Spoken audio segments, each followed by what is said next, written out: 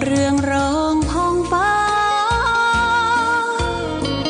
สืบสานนานมาล้านนาแดนไทยวัดพระบาทอุดมน้ำบ่อสาวาเล่าขานกันมานานไกล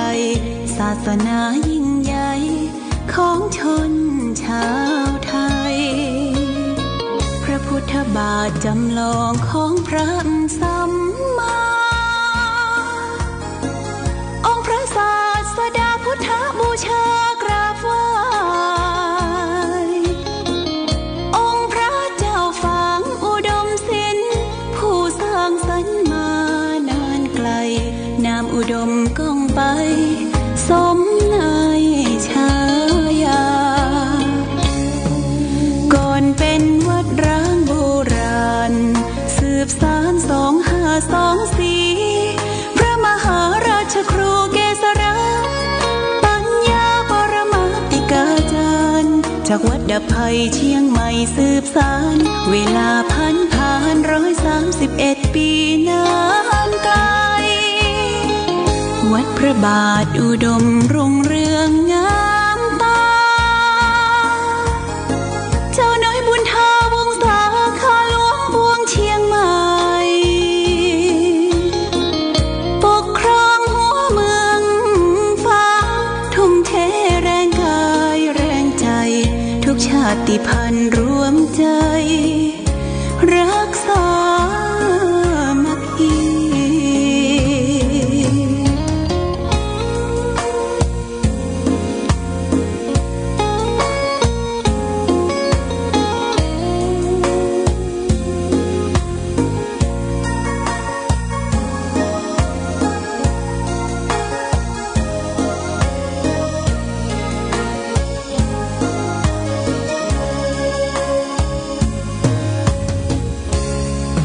ก่อนเป็นวัดร้างโบราณสืบสาน2524พระมหาราชครูเกษราปัญญาปรมาติกาจารย์จากวัดดับภัยเชียงใหม่สืบสานเวลาผ่าน131 ปีนานไกลวัดพระบาทอุดมรุ่งเรืองงามตาเจ้าน้อยบุญทาวงศาข้าหลวงบวงเชียงใหม่ปกครองหัวเมืองฟ้าทุ่มเทแรงกายแรงใจทุกชาติพันธุ์รวมใจรักษามัคคี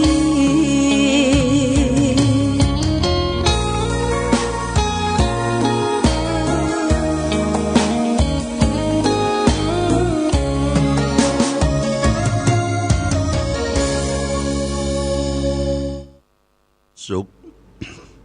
ศรัทธาสาธุชนญาติโยมท่านพุทธบริษัททั้งหลายวันนี้รายการธรรมประทีปส่องต่างก็ได้มาพบปะกับพ่อแม่พี่น้องศรัทธาสาธุชนญาติโยมแห่งครั้งหนึ่งวันนี้เป็นวันอังคารที่24เดือนกุมภาพันธ์พุทธศักราช2569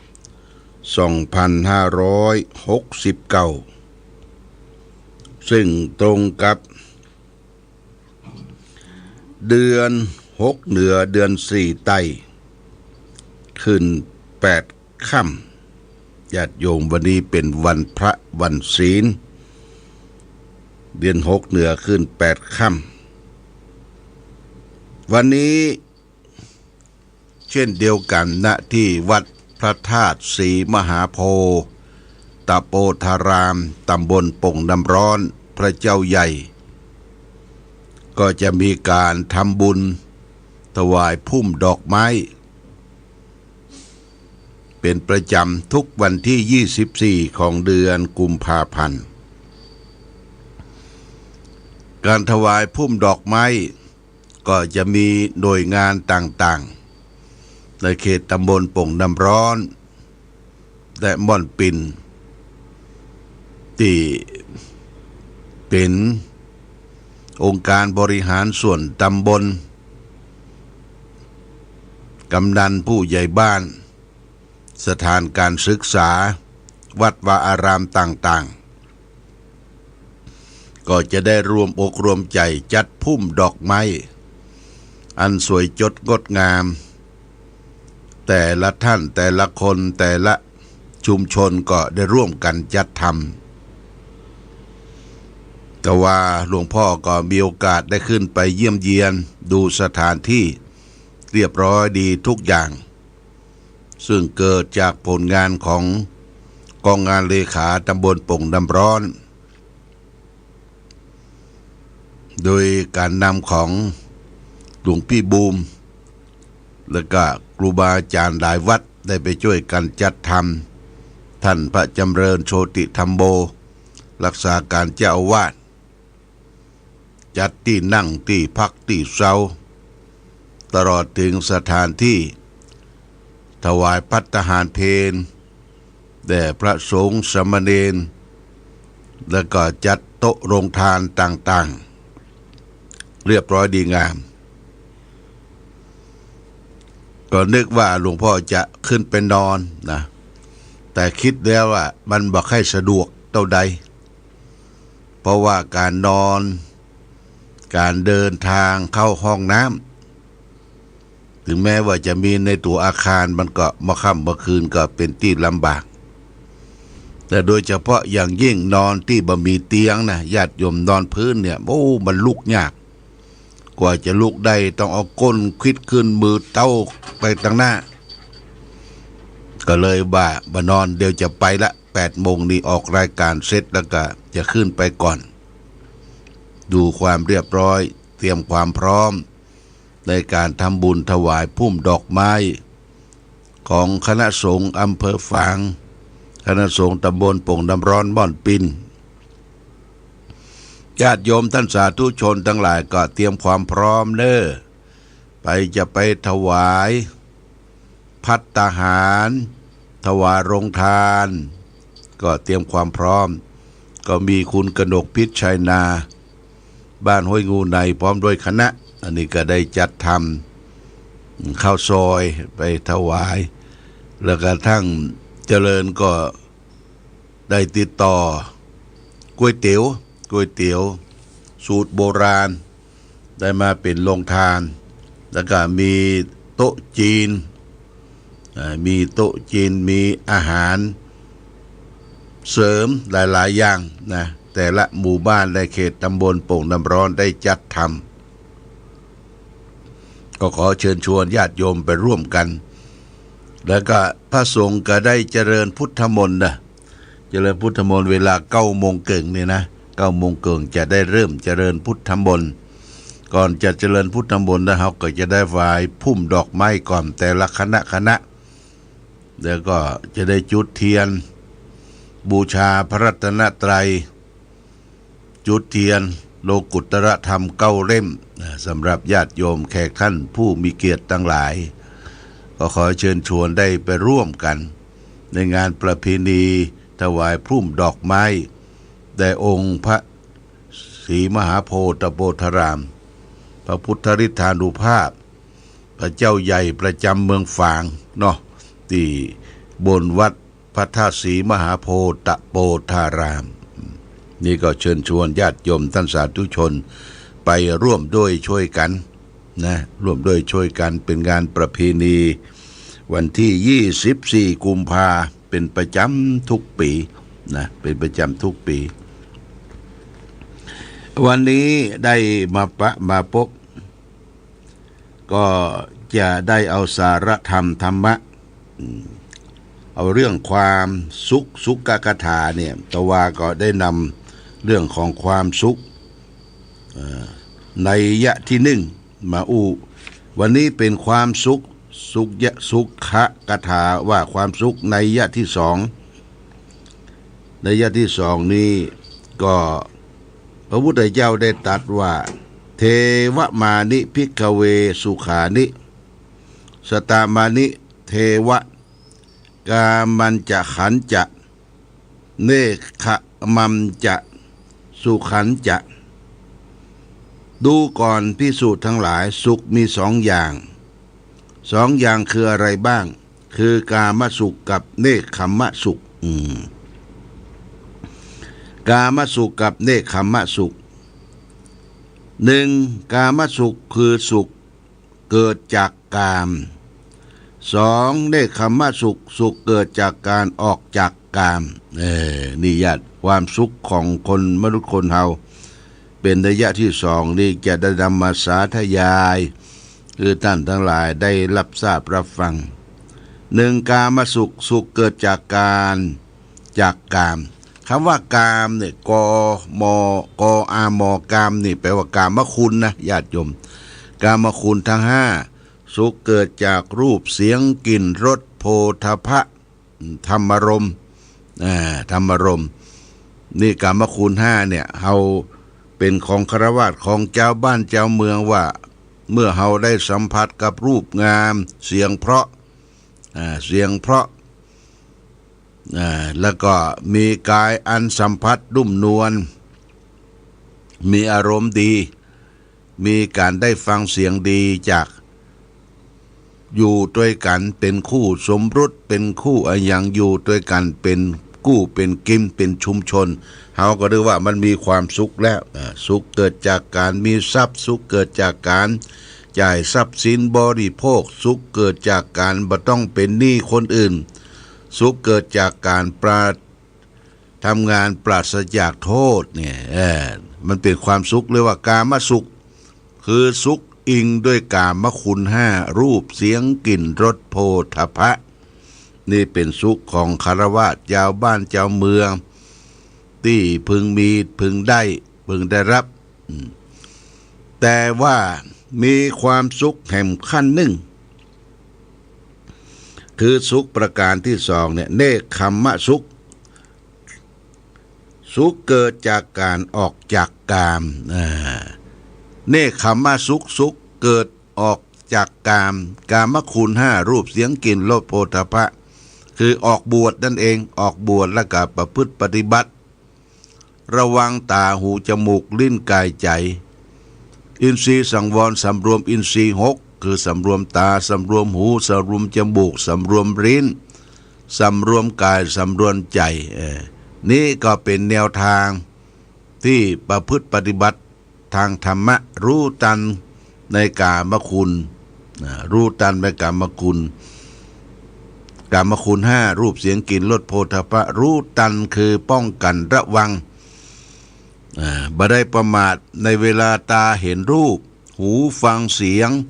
จมูกดมกลิ่นลิ้นได้ริมรสกายสัมผัสกับสิ่งที่ถูกต้องนิ่มนวลแข็งกระด้างและสุดท้ายใจเรารับอารมณ์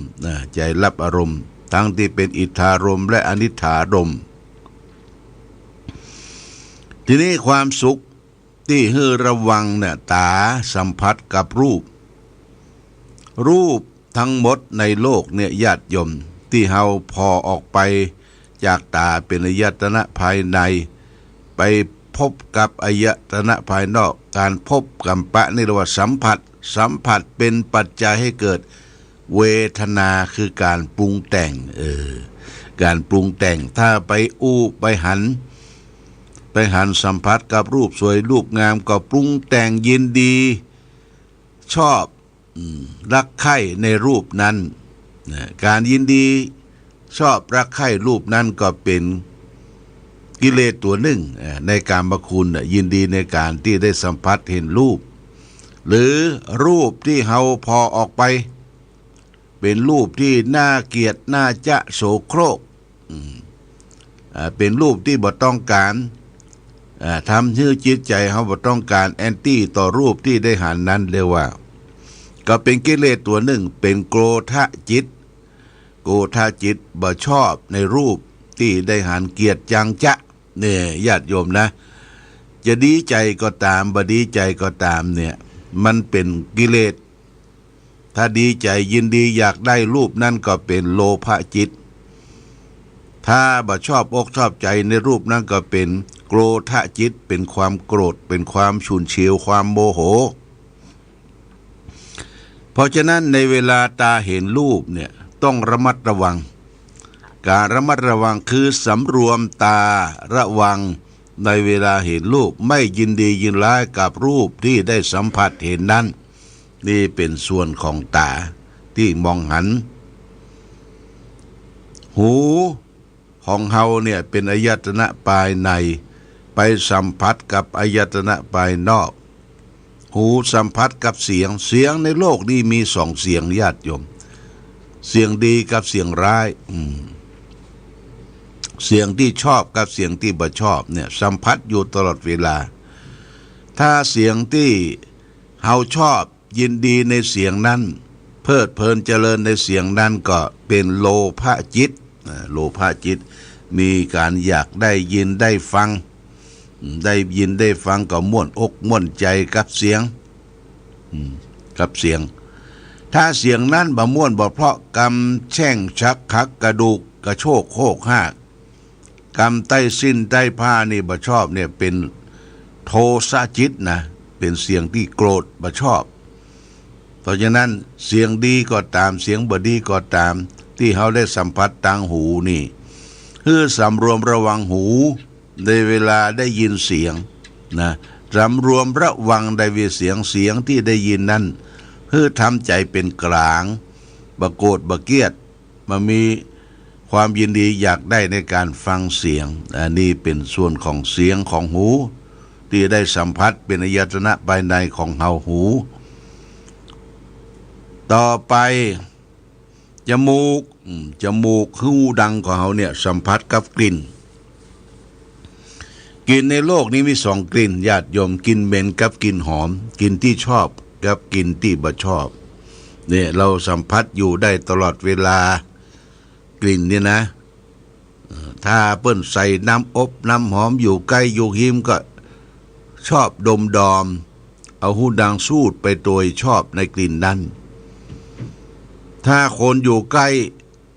บาบน้ำอาบท่าเหม็นขี้แห้นะเหม็นขี้แห้ตัวสุมาตะผายลมออกมาตัวเนี่ยก็บ่ชอบละเกลียดชังต่อกลิ่นนั้นเรียกว่าเป็นโทสะจิตเพราะฉะนั้นกลิ่นเหม็นก็ตามกลิ่นหอมก็ตามที่เราได้สัมผัสทางจมูกเนี่ยฮื้อสำรวมจมูกระวังจมูกบ่ฮื้อโกรธบ่ฮื้อลงไหลคลั่งไคล้กับกลิ่นที่เราได้สัมผัสเนี่ยมันจะมาเป็นวงจรแห่งความทุกข์นะญาติโยมนะลิ้นเป็นอายตนะภายในสัมผัสกับรสอาหารซึ่งเป็นอายตนะภายนอกรสอาหารรสจืดรสจางรสเปรี้ยวรสเค็มรสเผ็ดอาหารที่เรารับประทานอาหารทุกวันเนี่ยเราก็บ่ฮื้อติดในรสอาหารบ่ฮื้อเกียดจะจังต่อรสอาหารที่มันบ่ถูกมันบ่แสลงต่อโรคภัยไข้เจ็บบ่ต้องบะเดียดบะดานคือสำรวมระวังลิ้นท่านนักปฏิบัติทั้งหลายที่เป็นพระเจ้าประสงค์ฆราวาสญาติโยมก็ฝึกปฏิบัติคือบ่ได้สัมผัสรสอาหารทางลิ้นเนี่ยคือจะรับอาหารเนี่ยมาปะปนเปกันหรือว่ารวมกันทั้งของจืดของเปรี้ยวของหวานใส่จานแล้วรวมกันนะรวมกันไปรับอาหารแล้วรวมกันเป็นการรวมกันฉันรวมกันกินบ่กินเป็นอย่างเขาจะตักใส่ถ้วยกินเป็นอย่างก็เหมือนกันญาติโยมเขาเอารวมกันก็เหมือนกันพอเฮาสัมผัสกับลิ้นมันจะมีรสจืดรสจางรสหยังเฮาก็สัมผัสกับลิ้นพอผ่านล่วงลำคอลงไปนะล่วงลำคอลงไปเนี่ยเฮาจะกินเป็นถ้วยก็ตามจะกินรวมกันก็ตามเนี่ยพอผ่านลำคอลงไปมันเป็นเดอะเซมเวก็เป็นหนทางเดียวกันพอไปถึงท้องมันก็ไปแยกธาตุนะญาติโยมนะอาหารที่เขากินตึงวันเนี่ยไปแยกธาตุส่วนที่บำรุงสมองก็ไปบำรุงสมองส่วนที่ไปบำรุงเลือดก็บำรุงเลือดส่วนที่ไปบำรุงร่างกายเป็นวิตามินโปรตีนก็ไปบำรุงร่างกาย ส่วนที่บ่เป็นประโยชน์อะไรก็ขับถ่ายออกมาเป็นกากโทษนะเป็นขี้เป็นกากออกมาขับถ่ายออกมานี่เป็นสิ่งที่บ่เป็นประโยชน์เพราะฉะนั้นเวลารับประทานอาหารนี่นะญาติโยมสำนักปฏิบัติธรรมใหญ่ๆเปิ้นว่าเราและท่านทั้งหลายได้ไปพิจารณาอาหารนะไม่ใช่ไปรับอาหารพิจารณาอาหารก่อนว่าอาหารที่เฮากินเฮาฉันลงไปอันใดที่มันถูกโรคกับเฮาอันใดที่เป็นประโยชน์ต่อร่างกายต่อเราเฮาก็ไปรับอาหารนั้นใส่จานใส่ถ้วยใส่บาตรแล้วก็รวมกันแล้วก็มาฉันก็พิจารณาฉันแต่พอดี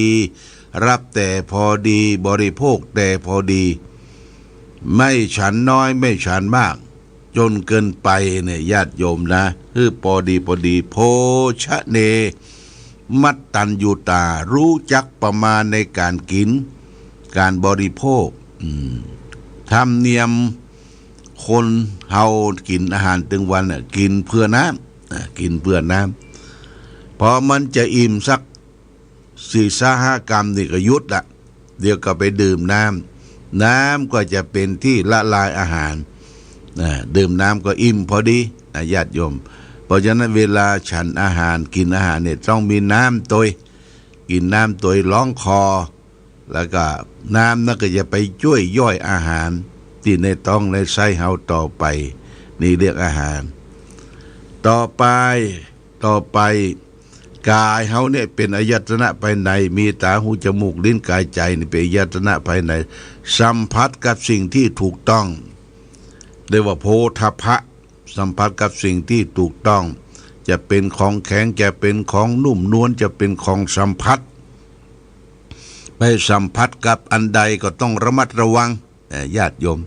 สัมผัสอะไรก็ต้องระมัดระวังโดยเฉพาะอย่างยิ่งเป็นพระเจ้าประสงค์สัมผัสกับสิ่งนุ่มนวลเป็นสุภาพสตรีนี่บ่ได้เด็ดขาดอย่าผิดอาบัติของทุเจ้าประสงค์อันนี้ก็เรื่องกายสัมผัสกับสิ่งที่มาถูกต้องเรียกว่าโพธพะสุดท้ายใจของเรานี่เป็นอายตนะภายในสัมผัสกับอารมณ์ภายนอกนี่เป็นอิทธารมณ์คืออารมณ์ที่น่าปรารถนาและอนิถารมณ์คืออารมณ์ที่ไม่น่าปรารถนาเมื่อใจสัมผัสกับอารมณ์แล้วเราต้องกันต้องกรองต้องพิจารณาว่าอารมณ์ที่เราสัมผัสนั่นน่ะอย่าไปหวั่นไหวต่ออารมณ์ที่มากระทบกับใจเนี่ยญาติโยมนะบางโอกาสเวลาเหตุการณ์เกิดขึ้นในโลกเกิดขึ้นในบ้านอื่นเมืองอื่นเอาไปสัมผัสไปเสพข่าวไปดูข่าวบ่ม่วนอกม่วนใจเนี่ยบ่ได้บ่ถูกต้องเอาต้องตั้งใจรู้แล้วก็ปล่อยวางหรือแล้วก็ปล่อยวางเนี่ยเฮาก็บ่คือเก็บความทุกข์มากบ่มอยู่ในจิตใจของเฮารับอารมณ์ที่บ่ปอกปอใจเข้ามาอารมณ์มี2อย่างอารมณ์ดีอารมณ์ร้ายอารมณ์ดีเรียกว่าอารมณ์จอยอารมณ์บดีเรียกว่าอารมณ์บจอยเนี่ยญาติโยมนะรับมาแล้วก็พิจารณานี่คือการระวังรักษาอินทรีย์ตาหูจมูกลิ้นกายใจของเฮาเมื่อสัมผัสกับรูปเสียงกลิ่นรสโผฏฐัพพะสำรวมก็คือระวังตาหูจมูกลิ้นกายใจของเฮานี่เรื่องความสุขที่ได้มาวันนี้ก็สุขเกิดจากกามสุขเกิดจากการออกจากกามคือการสุขเกิดจากการประพฤติปฏิบัติธรรมหรือว่าเนคขมะนี่ฝากไว้เป็นข้อคิดเอาละญาติโยมท่านสาธุชนหมดเวลาหมดกำเดียวก็จะได้ขึ้นไปวัดพระธาตุศรีมหาโพธิ์พระเจ้าใหญ่ที่ตำบลโป่งน้ำร้อนอยู่ที่หั่นก็ประมาณ3 โมง 4 โมงก็จะได้ลงมาญาติโยมขึ้นไปเนอะไปร่วมทำบุญถวายพุ่มดอกไม้ตัวกันนะเป็นประเพณีที่เขาได้จัดทำเป็นพุ่มเป็นสักการะบูชาองค์พระพุทธฤทธานุภาพประทานพรฝางวันนี้รายการธรรมะประทีปส่องต่างได้มาพบญาติโยมท่านสาธุชนทั้งหลายก็พอ สมควรแก่กาลเวลาขอความผาสุกความมีธรรมจงบังเกิดมีแก่ศรัทธาสาธุชนญาติโยมทุกท่านรายการธรรมประทีปส่องต่างต้องขอลาก่อนขอผู้ฟังจงตั้งมั่นจิตหันษาด้วยธรรมะขององค์พระพุทธาได้นำพาให้เกิดความสุขสงบเย็นขอเจริญพร